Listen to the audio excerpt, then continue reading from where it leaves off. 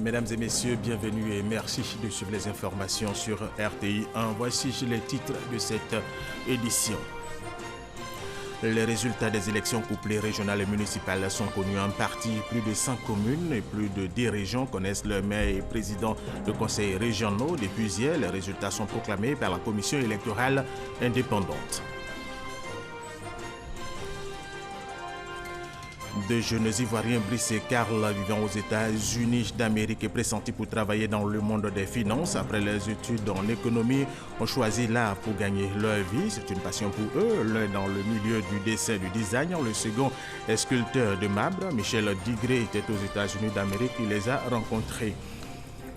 En Afrique du Sud, le président sud-africain Cyril Ramaphosa a symboliquement rendu hier dimanche des terres à une population noire qui en avait été dépossédée sous l'apartheid et il a promis d'accélérer ce type de transfert dans le cadre de sa future réforme agraire. Élections couplées municipales et régionales, les tendances premières des résultats sont connues au fur et à mesure. Les résultats sont livrés depuis hier dimanche par la Commission électorale indépendante, CEI, 24 heures après la proclamation des premiers résultats des tendances se dessinent. Dans ces tendances figurent des visages bien connus au niveau des municipales. À Atekoubé, le ministre Dan Paulin, candidat RHDP, a été élu. À Yopougon, le ministre Gilbert Kone Kafana est arrivé en tête. À Bobo, le ministre d'État Ahmed Bakayoko s'est imposé pour les régionales. Dans le Cavali, la ministre Anne-Désirée Ouloto est la gagnante pour le compte du RHDP. Dans le Tankwi, Albert Mabri-Touake se remporte les régionales et Patrick Hachi Jérôme triomphe dans la mai pour le PDCI RHDP. Nous y reviendrons dans nos prochaines éditions. Les résultats des élections couplées régionales et municipales sont donc connus en partie. Plus de 100 communes et plus de 10 régions connaissent le maire et président de conseils régionaux. Depuis hier, les résultats sont proclamés par la commission électorale indépendante. Michel Digré. Après les opérations de dépouillement, place aux résultats des élections couplées 2018. Pour l'heure, seuls quelques résultats des élections municipales ont été proclamés par la commission électorale indépendante. 41 communes savent depuis ce dimanche après-midi qui sont ceux qui présideront aux destinées de leur municipalité pour les 5 années à venir. Parmi les heureux élus, l'on peut citer en autres la candidate Marietou Kone pour la commune de Boundiali, les indépendants Mamadou Koulibaly et Touré Alpha Yaya respectivement à Azaguié et Bon. Denis Kazion et Kone Amadou Rampil pour les communes de Toulepleu et Tanda. 31 régions et 160 communes restent toujours dans l'attente des résultats de leur localité. 2 autres séries de proclamations sont prévues par la commission électorale indépendante pour cette journée de dimanche. Et la proclamation de ces résultats va se poursuivre cet après-midi. Ils avaient déjoué les pronostics en 2013 où ils ont raflé de nombreux sièges au régional et au municipal. Les indépendants vont-ils rééditer cet exploit cette année? Dans tous les cas, il faut désormais compter avec eux dans le paysage politique ivoirien. Michel Digré. Les indépendants de plus en plus menaçants dans l'arène politique ivoirienne. Ils sont en tête des listes de candidatures en compétition pour ces élections couplées. Il s'agit d'identifier 3 points au niveau des partis politiques qui peuvent expliquer cette croissance des candidatures indépendantes. Premièrement, il y a que le mode de désignation des candidatures au niveau des partis politiques pose problème. Ce mode de désignation des candidatures est à l'origine aujourd'hui de nombreuses candidatures indépendantes. Deuxième élément, il y a la crise au sein du RHDP. Cette crise aussi peut expliquer la croissance des candidatures indépendantes. Troisième élément, enfin, il y a la crise au niveau de l'opposition. Pour les régionales, l'on dénombre 41 listes de candidats indépendants. 26 pour le RHDP Parti Unifié, 17 pour le PDCI RDA, 2 parrainés par le PDCI et le RHDP et 2 pour le FPI. Pour les municipales, ils sont 389 indépendants, 176 listes pour le RHDP Parti Unifié, 104 pour le PDCI-RDA, 12 pour le FPI, 2 pour l'URD et 1 pour le RPC. Mais quelles sont en réalité les chances de victoire des indépendants? L'électorat aujourd'hui est un électorat qui est volatile.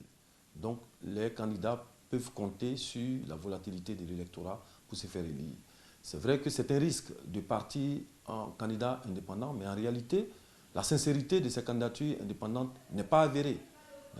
Donc nous sommes convaincus que ces candidats ne sont pas réellement des candidats indépendants, c'est une stratégie, et que l'électorat, certainement, sait que ces candidats-là sont toujours proches de leur parti politique d'origine. Pour étayer ses propos, le politologue Préignon Claude se réfère aux municipales de 2013. En 2013, les élections municipales nous ont montré que les candidats indépendants sont arrivés en tête de liste, avec 37% et 72 élus. Après les ralliements, ils sont passés à 23%, c'est-à-dire en troisième position derrière le PDCI.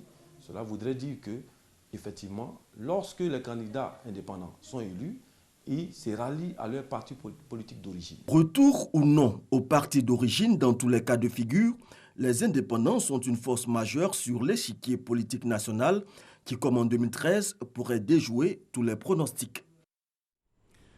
Le groupe d'études et de recherche sur la démocratie et le développement économique et social en Afrique, GRDS, section Côte d'Ivoire, a déployé 300 observateurs sur l'étendue du territoire pour les élections couplées du 13 octobre. Après les rapports de ces observateurs sur le terrain, cette ONG affirme que ces élections remplissent les conditions d'une élection juste, transparente, crédible et démocratique. Soro Corona, RT Boaké. Nos observateurs nous révèlent une relative maîtrise du processus du vote par la population, conduisant à une réduction sensible des bulletins nuls. Aucun de ces incidents n'ont été de nature à inverser le résultat du scrutin dans les circonscriptions électorales concernées. Aucune entrave ou intimidation majeure n'a été faite aux électeurs dans l'accomplissement de leurs devoirs civiques dans la majorité des lieux de bureaux de vote visités. Déclaration de l'ONG GDS Afrique, groupe d'études et de recherche sur la démocratie et le développement économique et social en Afrique au lendemain des élections couplées du 13 octobre. Cette ONG a déployé sur le terrain plus de 300 observateurs pour s'assurer du bon déroulement du vote. Après les données collectées sur l'ensemble du territoire, l'ONG GDS Afrique, section Côte d'Ivoire, affirme que les conditions ont été remplies pour des élections crédibles et démocratiques. Avant la production d'un rapport exhaustif qui consignera le travail de nos observateurs, l'inventaire des résultats déjà recueillis sur le scrutin nous permet cependant d'affirmer que ces élections couplées municipales et régionales du 13 octobre 2018 remplissent les conditions d'une élection juste, transparente, crédible et démocratique. Dans sa déclaration, le président de l'ONG GDS Afrique a également salué la sécurisation efficace et discrète des élections. Traoré Souleymane a invité les candidats et partis politiques à saisir les juridictions pour le règlement des contentieux, toute chose pour éviter les affrontements et tensions. Assini Mafia fait partie des 4 localités érigées en commune en mai dernier par le gouvernement ivoirien. Cette cité balnéaire et touristique doit faire face à de nombreux défis, notamment au niveau des infrastructures de base. Traoré Mahama. Ferdinand passe la majeure partie de son temps sur le plan d'eau lagunaire d'Assini Mafia. Du lundi au vendredi, il convoie les personnes et les marchandises transitant par la lagune. Dans le week-end, il fait le guide touristique pour les nombreux visiteurs qui viennent découvrir la beauté d'Assini Mafia, la nouvelle commune. Nous n'avons pas de gilets. Et souvent, il y a des clients qui viennent, ils ont peur des pirogues. Au moins que ce maire arrive à faire au moins une punasse avec un moteur pour nous et nous donner au moins des gilets de sauvetage, au moins pour pouvoir encore améliorer plus nos traversées ici, pour ne pas faire trop peur aux clients lorsqu'ils arrivent. Professionnaliser et promouvoir son activité, c'est ce que Ferdinand attend de la première équipe municipale qui dirigera Assini Mafia. Ce défi s'étend également au secteur de la pêche, principal pourvoyeur d'emplois dans cette localité. Défis économiques, mais aussi de nombreux défis dans le domaine des infrastructures pour cette nouvelle municipalité d'un peu plus de 15 000 habitants. En termes de santé, par exemple, nous n'avons qu'un petit centre hospitalier rural, je dirais. On avait souhaité que Assini ait vraiment un hôpital. Au niveau scolaire, par exemple, Assini, Dieu merci, est doté d'un collège moderne il y a à peu près 6 ans. Nous sommes à notre 5e promotion de 3e, mais il n'y a pas le second cycle. Et donc on souhaite que notre collège soit érigé en lycée. Il y a aussi au niveau du primaire d'autres besoins de construction, de salles de classe, d'autres écoles. Au niveau du marché, il faut un marché digne d'Assini. Jusque-là, le marché il est vétuste, les femmes se débrouillent avec leur tablier. Maintenant qu'Assini est commune, il va falloir lui construire un marché digne d'une commune. Outre le manque de voirie, Assini Mafia ne compte qu'un seul établissement bancaire. Certains des 16 villages rattachés à la commune sont aussi menacés par l'érosion côtière.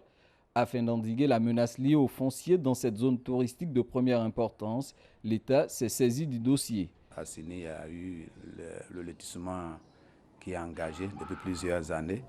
Et sur ce point, à cause de la délivrance anarchique des ACD, le gouvernement a été obligé de suspendre même la délivrance des ACD. Et ça dure plus d'1 an que nous sommes dans cet état d'urbanisation générale d'Assini. Et on a mis en place un comité qui est en contact avec les autorités compétentes pour traiter cette question, pour voir dans la mise en action du plan directeur comment les choses devraient se passer pour que les Assiniens qui ont des terrains ne soient pas trop perdants là-dessus. Nombreux sont les défis qui attendent le tout premier conseil municipal d'Assini Mafia. Une fois élu, ce conseil devra d'abord se trouver des locaux afin d'y exercer. Et cette information, sachez que le Parti démocratique de Côte d'Ivoire, PDCI, organise ce lundi à Daoukro son 6e congrès extraordinaire. Nos reporters sont sur place, leur compte rendu dans nos prochaines éditions. Et ce lundi 15 octobre, c'est la journée mondiale de la femme rurale. En Côte d'Ivoire, les femmes rurales constituent 60% de la main-d'œuvre, sachant que l'économie du pays repose sur l'agriculture. À cette occasion, la ministre de la Femme, de la Famille et de l'Enfant invite les populations à faire des femmes rurales le levier de l'agrotransformation pour une croissance forte. C'est Forazegui Penyene, Salimatou Dia. En Côte d'Ivoire, 67% de la main-d'œuvre agricole est féminin. Ces femmes rurales garantissent 60 à 80% de la production alimentaire dans un pays où l'économie repose sur l'agriculture. Des chiffres incompatibles avec le pourcentage de femmes vivant en dessous du seuil de pauvreté. 75% en milieu rural, selon le recensement général de la population et de l'habitat réalisé en 2014. Un paradoxe qui ne laisse pas indifférent le gouvernement en cette journée mondiale de la femme rurale. En effet, la volonté du président de la République, son Excellence M. Alassane Ouattara, et du Premier ministre, M. Amadou Gon Coulibaly, chef du gouvernement, de mettre la question de l'inclusion sociale au cœur de la politique de développement, exige des mesures pertinentes pour soustraire les femmes rurales des discriminations liées aux pesanteurs socio-culturels et aux facteurs économiques pour en faire des véritables moteurs du développement rural.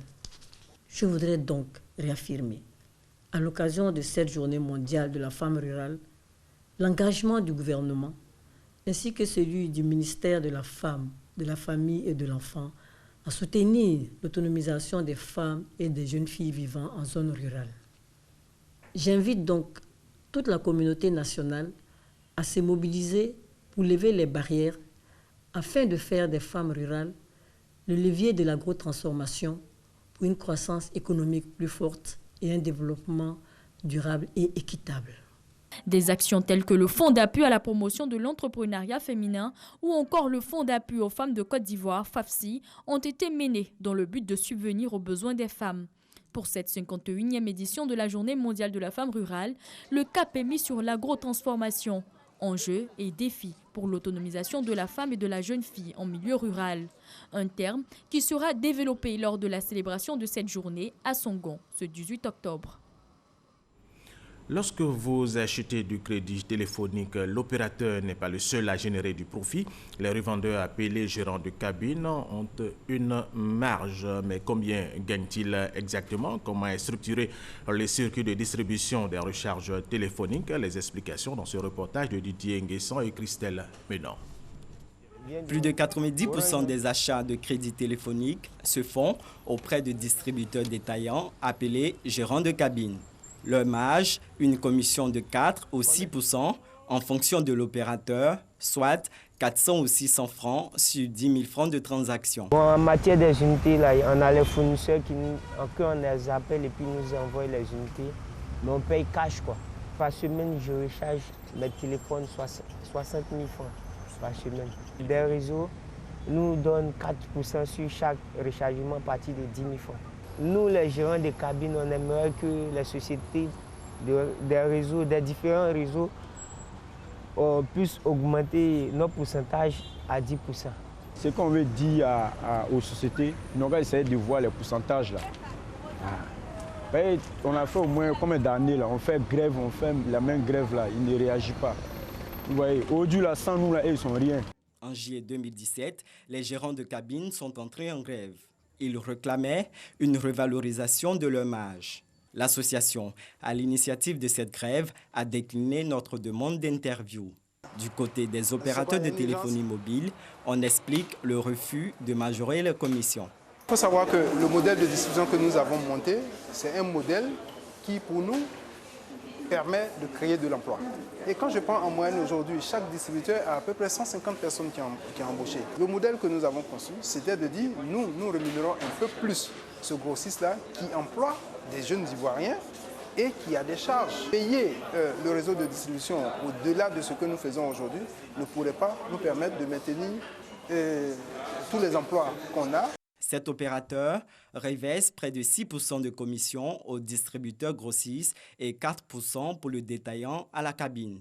Un total de 10% pour le volet distribution. Nous avons une obligation vis-à-vis de l'État de couvrir le territoire ivoirien pour que chaque Ivoirien, dans le plus petit hameau, puisse avoir le téléphone, pouvoir téléphoner. Et ça, c'est des investissements très élevés.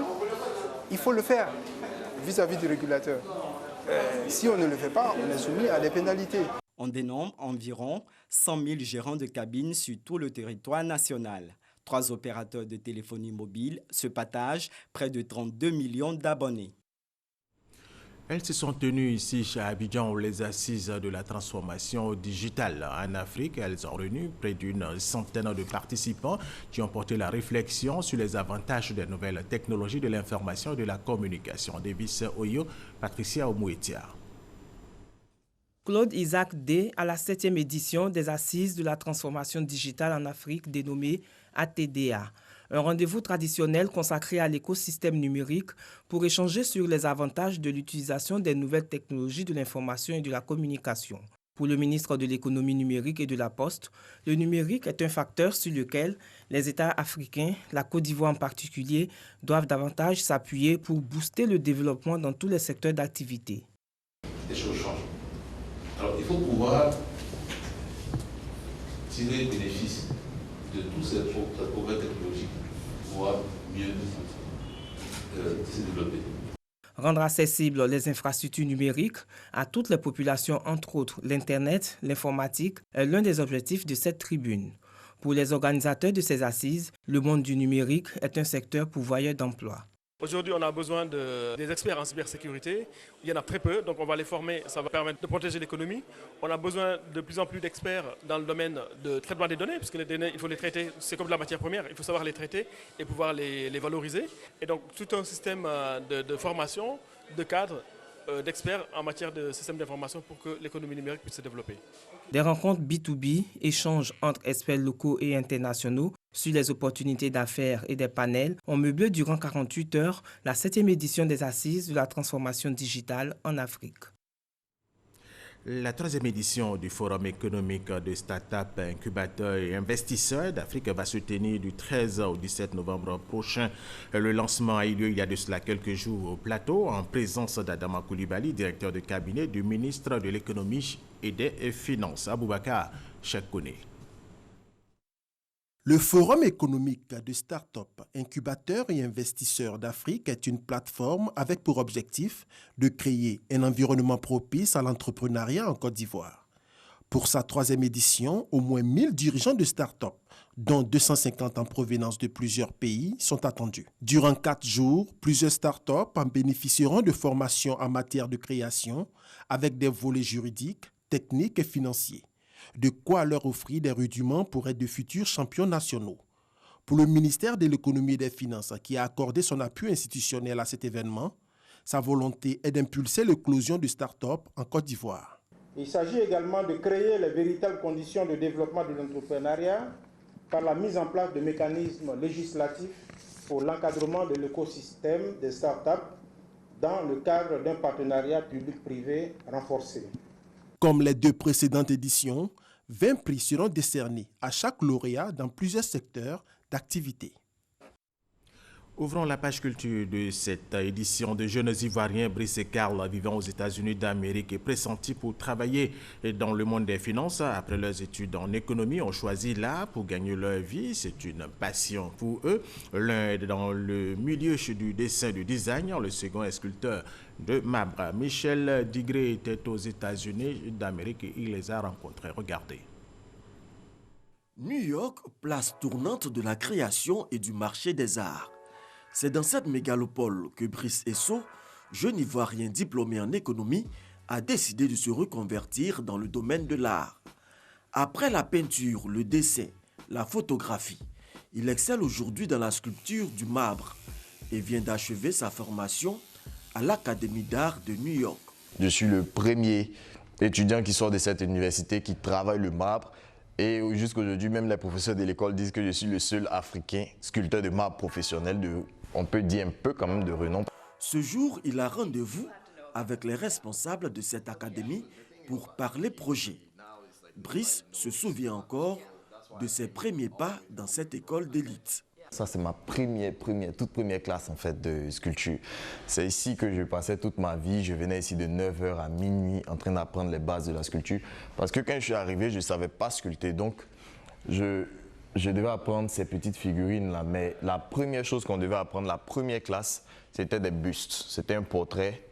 Donc après, moi, j'ai commencé. Et puis après le portrait, j'ai commencé à développer en fait cet amour pour la forme humaine. Donc, comme vous pouvez voir ici, on se concentre beaucoup sur l'anatomie dans cette école. Et puis bon, c'est à New York. Donc si tu te bats, tu peux facilement sortir comme je l'ai fait, ou je suis sorti à partir d'ici pour travailler en Italie. L'Italie et ses importantes carrières de marbre ouvrent ses bras à Brice Esso. Et c'est ici qu'il pratique son art, grandeur nature. Des créations qu'il réalise pendant de longues heures de travail acharné, parmi elles, une en cours de réalisation. Celle de son idole, Didier Drogba.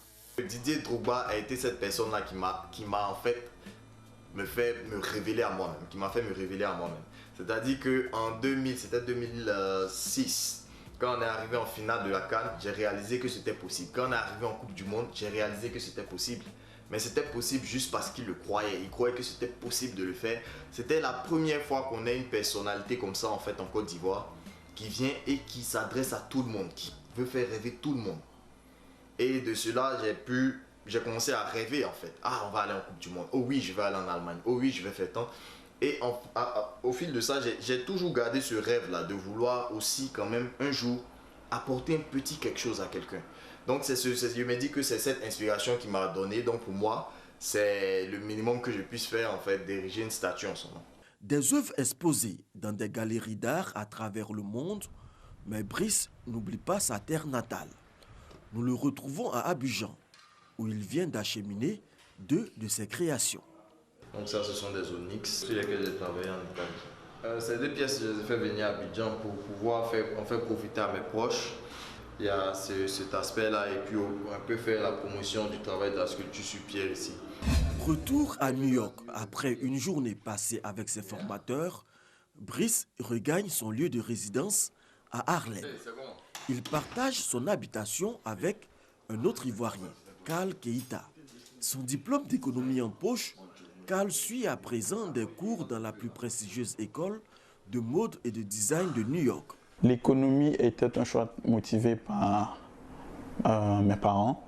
Et ensuite, après l'obtention de mon diplôme, je me suis demandé si ça valait le coup de continuer quelque chose que j'affectionnais, mais pas tant que ça, bien faire quelque chose que j'affectionne vraiment, progresser dans ça et donner le meilleur de moi-même. Brice et Karl développent ensemble leur amour pour le dessin. Mes œuvres sont beaucoup influencées par l'art africain, je dirais, parce qu'on retrouve beaucoup de masques. Et également, je cherche à apporter un twist, comme on dit, c'est-à-dire je cherche à apporter quelque chose de nouveau. Des finances à l'art, le rêve américain de Brice et Karl est de faire de leur passion leur gagne-pain, certainement avec une autre corde à leur arc, la musique.